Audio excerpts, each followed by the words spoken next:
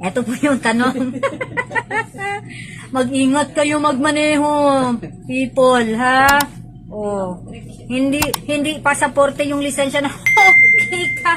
Makadrive na ako. Ingat-ingat sa pagmamaneho. Okay, eto yung tanong. Sakaling may road crash at may mga nasaktan, ang unang tungkulin ng driver na sangkot dito, halimbawa ako yung driver na figured ako sa road crash, no? Ang una kong tungkulin ay A. Asikasuhin ang mga nasaktan at humingi ng tulong. B. I-report ang pangyayari. O letter C. I-report ang pangyayari sa pinakamalapit na istasyon ng pulis. Okay. So, bago yan, shoutout muna kay Migs Apasible ng Biliran. O, kuya, kung ikaw, anong una mong gagawin?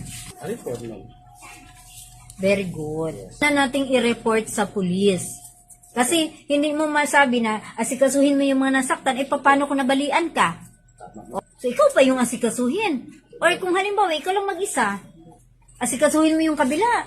I-report mo sa pulis. Bakit sa pulis? Pinakamalapit na istasyon ng pulis, di ba may 911 tayo?